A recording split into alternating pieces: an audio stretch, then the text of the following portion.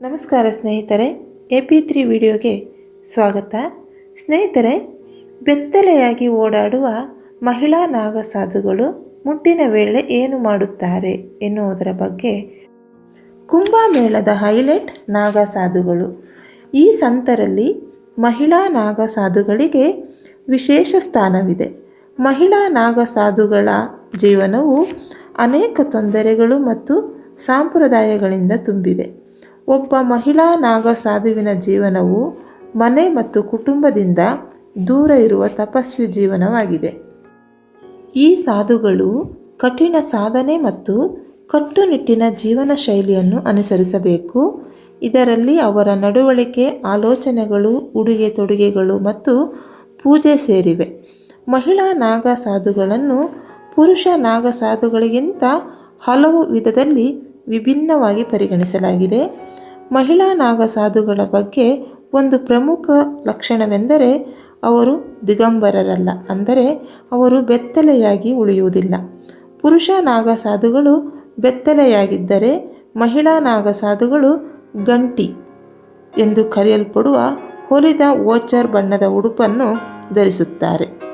ಈ ಬಟ್ಟೆ ಅವರ ಜೀವನ ಪರ್ಯಂತ ಉಡುಗೆಯಾಗಿದೆ. ಪ್ರಯಾಗ್ರಾಜ್ನಲ್ಲಿ ನಡೆಯುತ್ತಿರುವ ಮಹಾಕುಂಭಮೇಳದಲ್ಲಿ ದೇಶದ ಮೂಲೆ ಮೂಲೆಯಿಂದಲೂ ನಾಗಸಾಧುಗಳು ಆಗಮಿಸುತ್ತಾರೆ. 13 ಅಖಾಡಗಳ ನಾಗಸಾಧುಗಳು ಮತ್ತು ಮಹಿಳಾ ಸಾಧ್ವಿಗಳು ಪ್ರಯಾಗ್ರಾಜ್ಗೆ ಬಂದಿದ್ದಾರೆ. ಮಹಾಕುಂಭಮೇಳಕ್ಕೆ ಬಂದ ಮಹಿಳಾ ನಾಗಸಾಧುಗಳು ಪೀರಿಯಡ್ ಸಮಯದಲ್ಲಿ ಏನು ಮಾಡುತ್ತಾರೆ ಎಂಬ ಪ್ರಶ್ನೆ ಜನರ ಮನಸ್ಸಿನಲ್ಲಿ ಆಗಾಗ್ಗೆ ಉದ್ಭವಿಸಬಹುದು. ಈ ಪ್ರಶ್ನೆಗೆ ಉತ್ತರ ತಿಳಿಯೋದಾದರೆ, ಮಹಿಳಾ ನಾಗಸಾಧುಗಳು ಪೀರಿಯಡ್ಸ್ ಇರದ ಸಮಯದಲ್ಲಿ ಮಾತ್ರ ಗಂಗಾ ಸ್ನಾನ ಮಾಡುತ್ತಾರೆ. ಕುಂಭಮೇಳದ ಸಮಯದಲ್ಲಿ ಪೀರಿಯಡ್ಸ್ ಆದರೆ ತನ್ನ ಮೇಲೆ ಗಂಗಾ ಜಲವನ್ನು ಪ್ರೋಕ್ಷಿಸಿಕೊಂಡು ಬರುತ್ತಾರೆ. ಗಂಗಾ ನದಿಯಲ್ಲಿ ಮುಳುಗಿ ಸ್ನಾನ ಮಾಡುವುದಿಲ್ಲ. ವಿಶೇಷವೆಂದರೆ ಮಹಾಕುಂಭಮೇಳದಲ್ಲಿ ಪುರುಷ ನಾಗಸಾಧುಗಳು ಸ್ನಾನ ಮಾಡಿದ ನಂತರ ಅಖಾಡದ ಮಹಿಳಾ ನಾಗಸಾಧುಗಳು ಸ್ನಾನ ಮಾಡುತ್ತಾರೆ.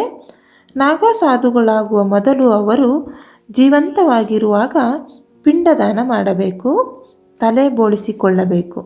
10 ರಿಂದ 15 ವರ್ಷಗಳ ಕಾಲ ಕಠಿಣ ಬ್ರಹ್ಮಚಾರ್ಯವನ್ನು ಅನುಸರಿಸಬೇಕು.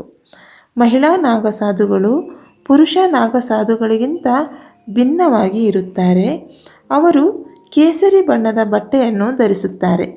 ಹೀಗಾಗಿ ಪೀರಿಯಡ್ಸ್ ಸಮಯದಲ್ಲಿ ಸಮಸ್ಯೆ ಕಾಡುವುದಿಲ್ಲ. ಬೆಳಗಿನಿಂದ ಸಂಜೆಯವರೆಗೂ ಶಿವನ ಆರಾಧನೆಯಲ್ಲೇ ಕಾಲ ಕಳೆಯುತ್ತಾರೆ. ಪುರುಷ ನಾಗಸಾಧುಗಳಂತೆ ಸಾರ್ವಜನಿಕ ಸ್ಥಳದಲ್ಲಿ ಮಹಿಳಾ ನಾಗಸಾಧುಗಳು ವಿವಸ್ತ್ರರಾಗಿ ಓಡಾಡಲು ಅವಕಾಶವಿರುವುದಿಲ್ಲ.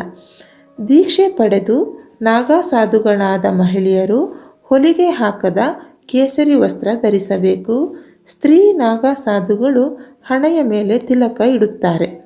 ನಾಗಸಾಧುಗಳು ಆಗಲು 10 ರಿಂದ 15 ವರ್ಷಗಳ ಕಾಲ ಕಠಿಣ ಬ್ರಹ್ಮಚಾರ್ಯವನ್ನು ಅನುಸರಿಸಬೇಕು. ಮಹಿಳಾ ನಾಗಸಾಧು ಆಗಲು ಅರ್ಹರು ಮತ್ತು ದೇವರಿಗೆ ತನ್ನನ್ನು ತಾನು ಅರ್ಪಿಸಿಕೊಳ್ಳುತ್ತಾಳೆ ಎಂದು ಗುರುಗಳಿಗೆ ಭರವಸೆ ನೀಡಬೇಕು. ಇದಾದ ನಂತರ ಗುರುಗಳು ನಾಗಸಾಧು ಆಗಲು ಅನುಮತಿ ನೀಡುತ್ತಾರೆ. ನಾಗಸಾಧು ಆಗುವ ಮೊದಲ ಮಹಿಳೆಯ ಹಿಂದಿನ ಜೀವನವನ್ನು ನೋಡಿ ಅವಳು ದೇವರಿಗೆ ಭಕ್ತಿ ಹೊಂದಿದ್ದಾಳೋ ಇಲ್ಲವೋ ಮತ್ತು ನಾಗಸಾಧುವಾದ ನಂತರ ಅವಳು ಕಷ್ಟಕರವಾದ ಸಾಧನೆಯನ್ನು ಮಾಡಲು ಸಾಧ್ಯವಾಗುತ್ತದೆಯೋ ಅಥವಾ ಇಲ್ಲವೇ ಎಂಬುದನ್ನು ಖಚಿತಪಡಿಸಿಕೊಳ್ಳಲಾಗುತ್ತದೆ. ನಾಗಸಾಧು ಆಗುವ ಮೊದಲು ಮಹಿಳೆ ಜೀವಂತವಾಗಿರುವಾಗಲೇ ತನಗೆ ತಾನೇ ಪಿಂಡದಾನ ಮಾಡಬೇಕು ಮತ್ತು ತಲೆ ಬೋಳಿಸಿಕೊಳ್ಳಬೇಕು. ಇದು ಮಹಿಳಾ ನಾಗಸಾಧುಗಳ ಬಗ್ಗೆ. ಈ ಮಾಹಿತಿಯು ನಿಮಗೆ ಇಷ್ಟವಾಗಿದೆ ಎಂದು ಭಾವಿಸುತ್ತೇನೆ.